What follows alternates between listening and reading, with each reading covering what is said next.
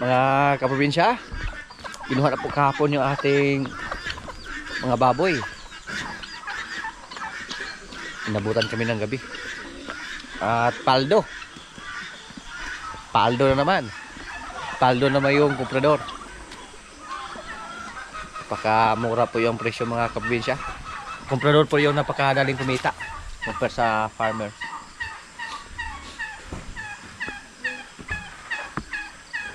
Kahit mura ibininta natin. Natakot po tayo baka lalo pang bubagsak yung presyo sa sunod ng mga buwan.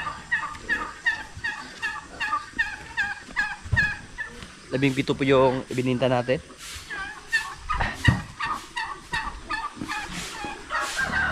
May tatlo tayo dito na naiwan.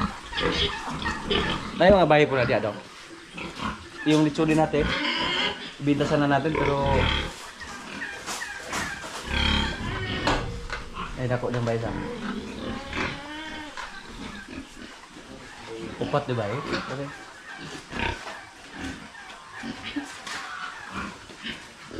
Upat sa?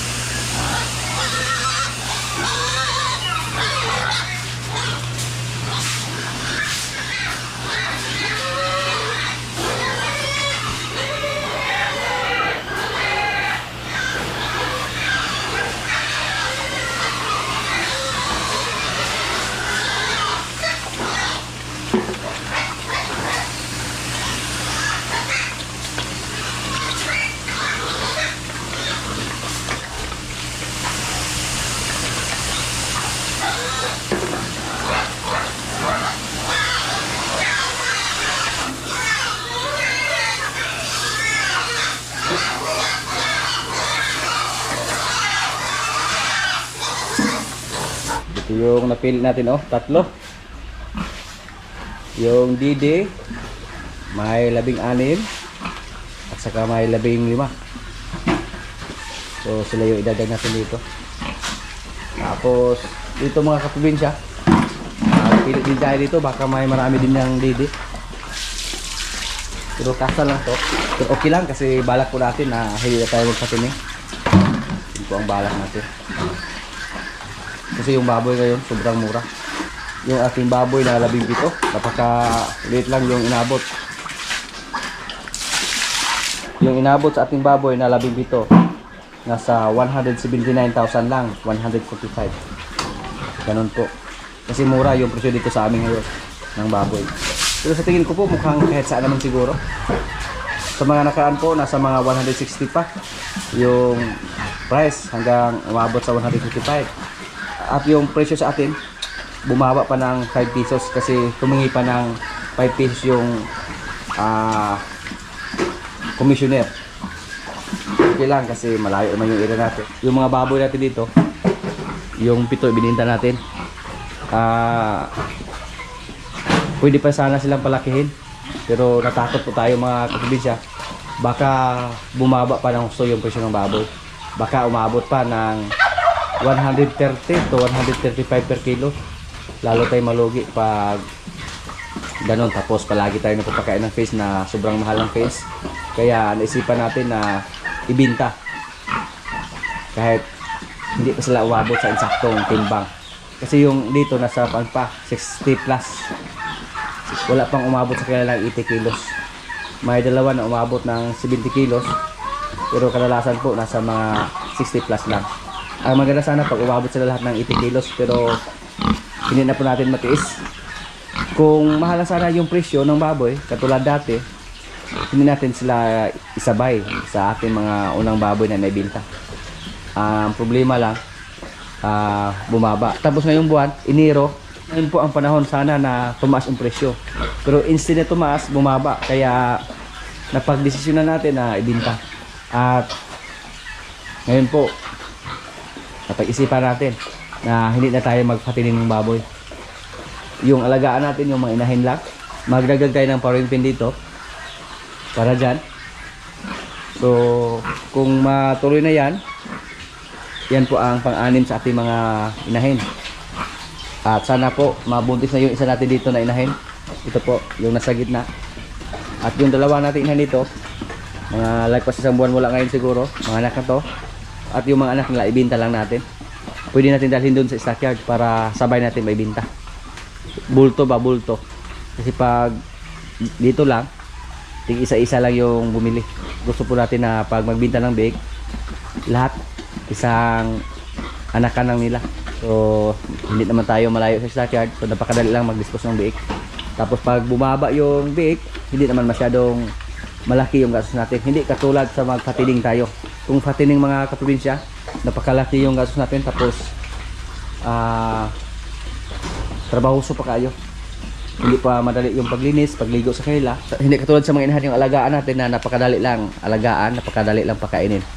Kasi nakaganyan lang sila. Tapos paglilinis pa, hindi madali. Kaya ngayon po, final decision na po natin na hindi na tayo magpatining ng baboy. Isa sa mga disadvantage dito, malayo tayo sa kasada. Kailangan pang malakad yung mga baboy natin. Buti na lang, dito lang natin tinilo or dito lang tinimbang yung mga baboy natin. So para hindi na sila nag-loss weight. Hindi lang natin pinakain. Yan po ang update sa ating mga baboy dito. Yung inabot sa ating baboy na 17 heads, nasa kuan lang 179,145. Tapos parang kuan lang tag 10,000 each plus lang. So logi tayo. Malaki yung gastos. Laborious pag-ayo, hindi pa madali paglilinis, hindi pa madali pagpapakain.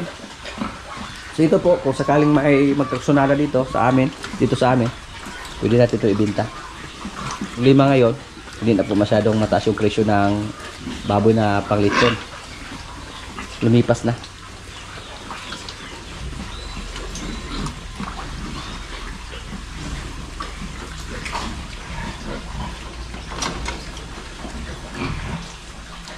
Tuloy lang tayo sa pag-alaga ng baboy mga kaprobinsya. Doon tayo sa mga inahin.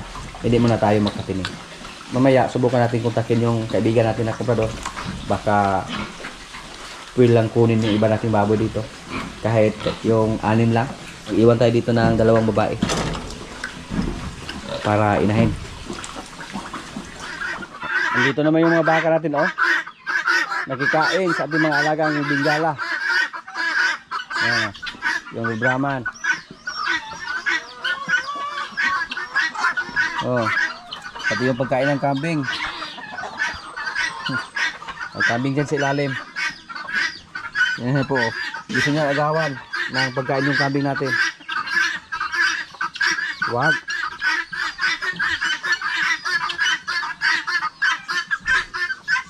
Hindi pa namin siya nalagyan ng busal. Hindi pa na-adjust yung kanyang busal. Maliit yung kanyang mukha. Hindi katulad sa ibang baka. Yan po, si Junior Bitas.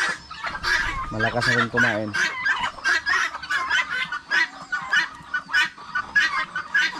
Yan po ang trabaho nila tuwing umaga. Pero bilang na lang po yung mga araw nila sa labas. Kasi may nabili na po tayo na hog wire. Talagyan na po natin sila ng bakod.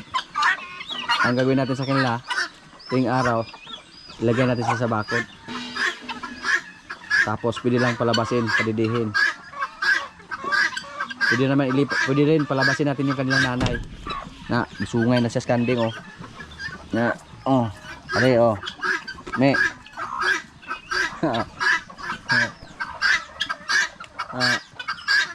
Yung magkain ng kambing, kinain niya. Muna yung baka na mo. Ayaw na, sa kanding na. Timplahan natin kayo muna. Hindi ka pwede din ha. Sa kambing lang yan. Si Bitas Puti, ano naman yon sa isa nating baka na malapit ng mga anak. Pinulit naman niya yung isa nating baka doon. Pag nasa labas sila mga kaprobinsya, hindi mabuhay yung mga tanim natin dito na Mar de Agua. Kinakain din nila yung mga Mar de Agua natin, no. Tingnan niyo po, yung isa nating baka na maliit. Yung mga sanga kinain. Yung mga kakasibol pa lang, mga salingsing ba, kinain niya. Kaya pag nasa labas sila, yung mga tanim natin dito, wala. Hindi natin mapakinabangan.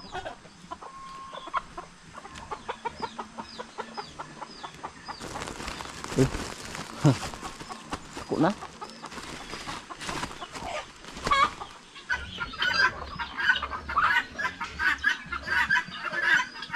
Ta. Doon tayo ta. Napakatangkad niya.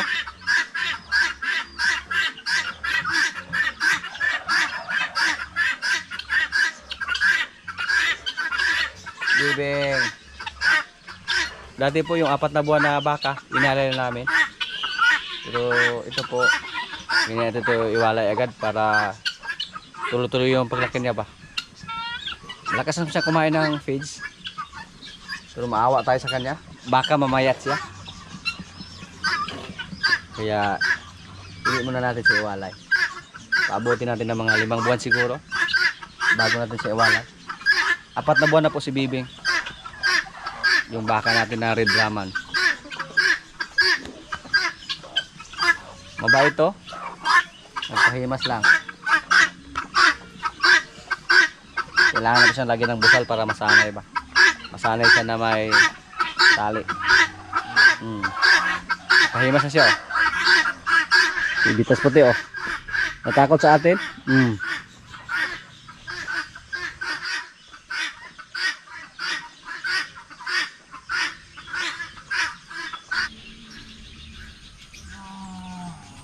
Gusto niyang kumain, so binigyan natin si Bibing ng feeds. May halong tahop at saka kupramel.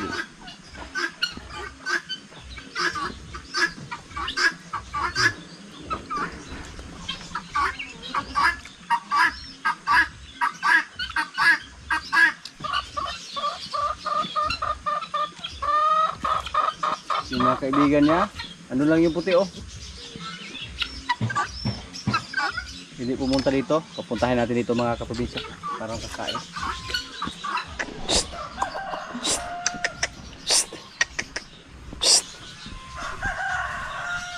To.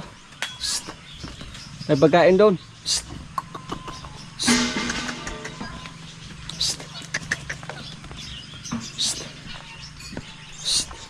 Yan. Diyan, may pagkain dyan. Papulian din na puti daw. Kumain na sila oh. Ayaw magpakuha ni Bibing oh. Ayaw mamigay, ayaw mag-share niya oh. Oh, isugay niya oh. Ugoy, mayabo na ron. Ayaw niya kumain si Bitas Junior oh. Away pag mga Oh. Lumapit na dito yung puti. Oh. Psst. Bing, mag-share ka naman.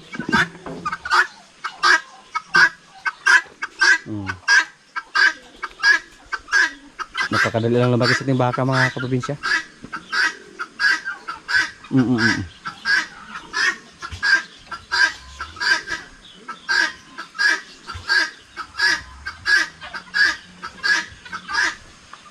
Oops. Yabo na ron.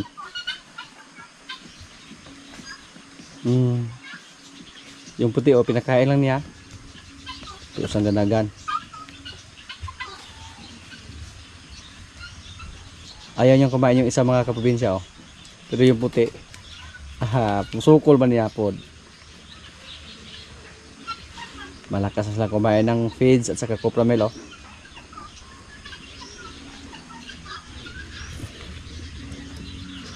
Mayabo ginaron. Punta mos wala anak ron.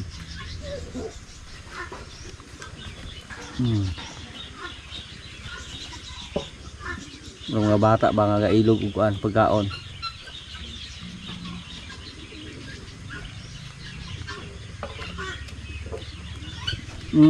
Sukod yun oh. Na ay kung dog-dog ha kay usukod ko nimo.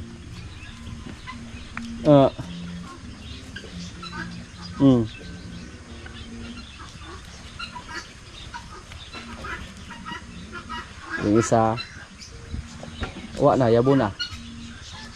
Bing, mag-share ka naman Bing.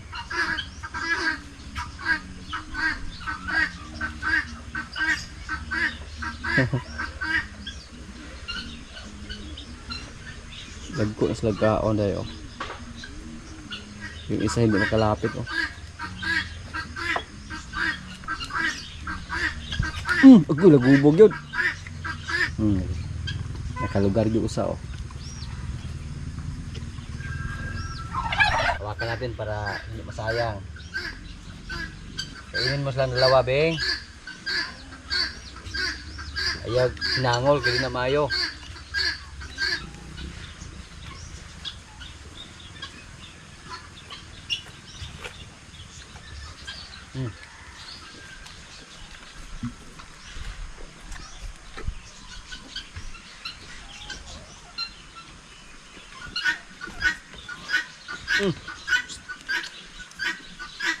Nakalingaw ra mga kaprobinsya.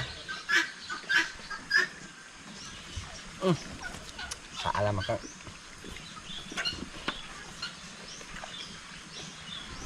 Kailangan pong hawakan yung pagkainan nila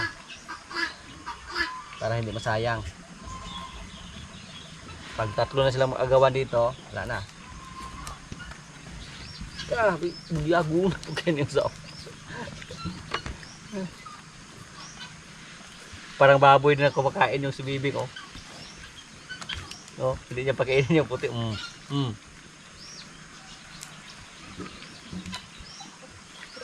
Punisya mo na pa siya correct pod. Manok ka na. Manok ka na, wala na. Manok ka na. Manok ka lagi na. Ayun. Ayun pa dungay ha kay.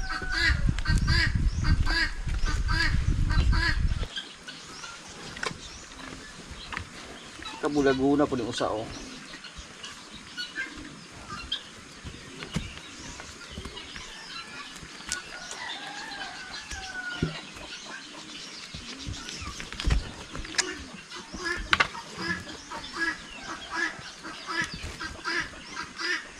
Oh.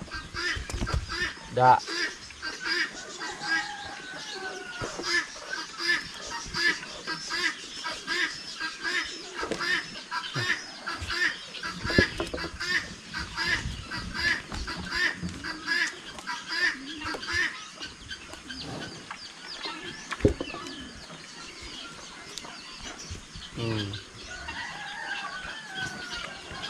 Kamu kaon lagi siya.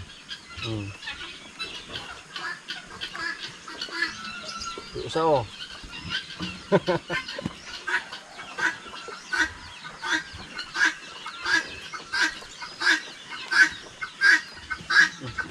Busog na siya, ganihar ka kinaon. Ubos na.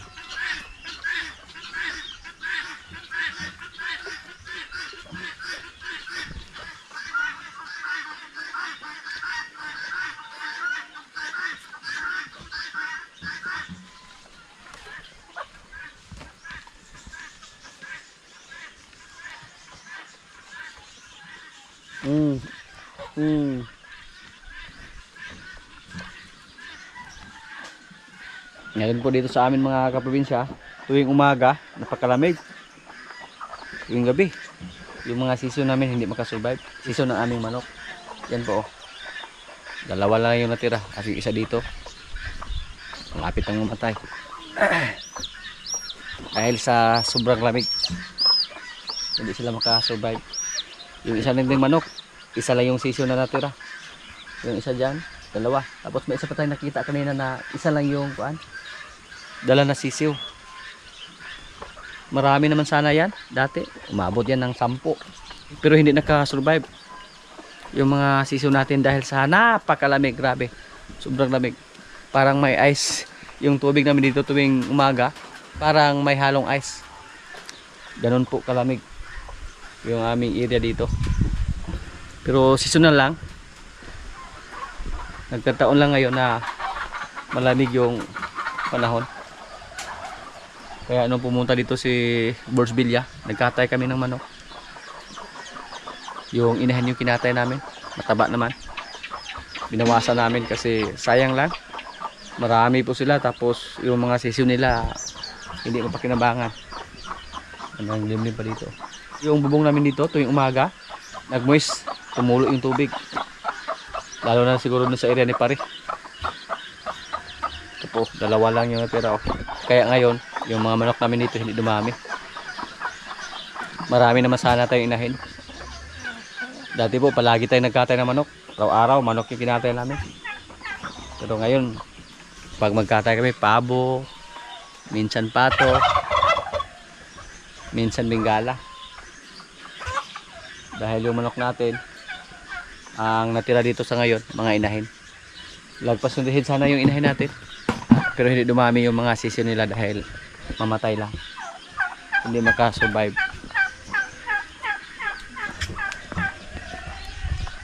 Ubos na yung pagkain sa ating mga baka. Nakakain na siya oh. Pero noong una hindi siya nakakain. Ayaw siyang pakainin ng ating baka na si Bibing. Pero yung si Bitas Puti, musukol. Nakakauli lang tingnan mga kaprobinsya. Basta mahilig tayo sa hayop ba. At the same time, pag ibinta natin, makikita tayo. Pero pag ibinta natin sila mga kaprobinsya, mukhang masakit. Yung baka natin na si Bitas Puti, maraming nagtatanong dyan, maraming nag-inquire kung mag-ano daw yan. Kasi sa tingin namin, mas malaki pa siya compare kay Bitas. Si Bitas na ibinta natin sa halaga ng 125,000. So, subukan natin alagaan yan sa loob ng mga 3 taon siguro. Pag-isipin natin, matagal pa yung 3 taon. Pero napakadali lang yan. Dumating ang panahon dito na yung baka natin na puti, yan na po ang tagakasa natin dito. Mga kaprobinsya, kaya na po ito yung pagkain namin. Gulay na talong, may kanin, may bulad. Lord, maraming salamat sa pagkain. So, kain na.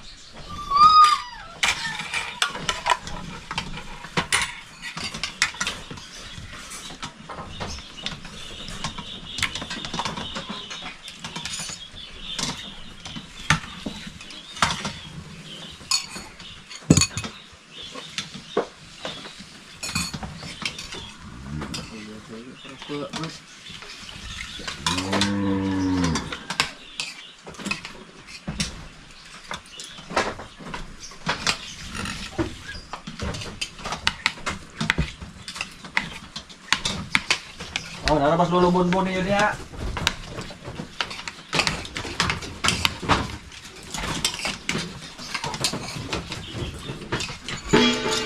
Amping mo, kaya naslulubon mo si Lalong.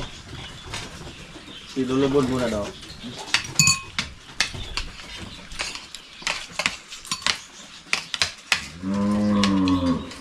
Natulog, nagpahaway na ba lulubon mo ninyo? Sinaga maapil na matiis. Bon? Hindi naman tayo hamap. Gos, Bon? Hindi hamap-hamap po ako.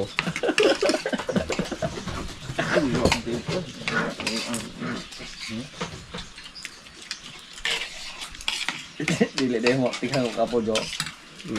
Ako, banghagan mo.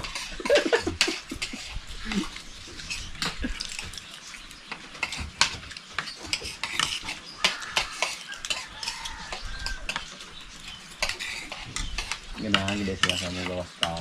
Sige namin din. At makikita sila. Iyan ang talang gila na yan. Sinahawa na ito ng gila na.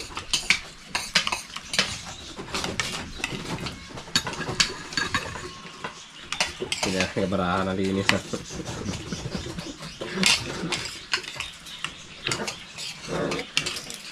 Ano man ako nag sabon na naman. Lurin pa ng pagkakit ng PC na. Katawagin siya. Katong anong bago ayaw. Ang kable mga may. Sa! Na? Na! Bon, ay si binuang Bon ha? Masig bagtak.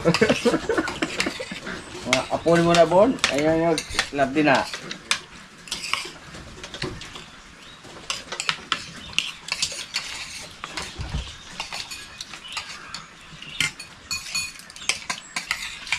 Ako maganda mga agadaan. Stop ka sila.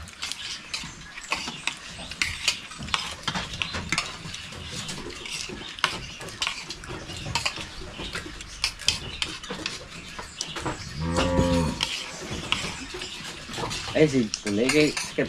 Mas maayo ba yung nakabagay mo sakit kay sakit ng bagta? Loko. Ay! Ay, ako si Glakaw ngayon. Ah, Ako si Glakaw. okay. Kinahanap nagpahaway? Kaya ito na kaway. Okay ra abaga ra. Kaya kana abaga dali ra man nga uli ang abaga, giluto naman na. Ayun ako si Glakaw yun. Para tayo sa Glakaw ba? Hindi na may pahilot ng loko lang. Siya ba? Pero abaga, liong.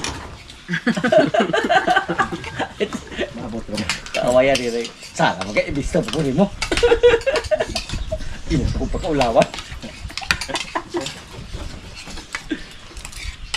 Oo ko nga. Saway na Glakaw. Ano si Glakaw? Dali, gigilas ka dahil. Muna yung wala ka rin sa kaya gabi eh. Ay, ikit naman. Kinakaw na juga. Halong lagi sa ay atong tutul lagi.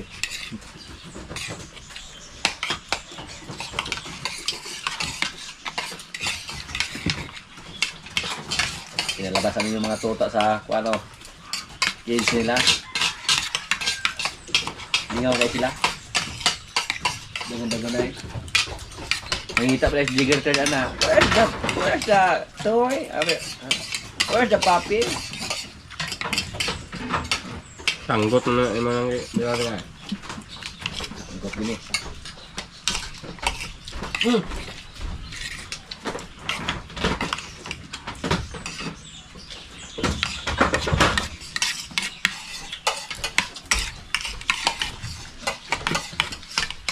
Bon. Bon. Ay, igihana kayo. Bunbun.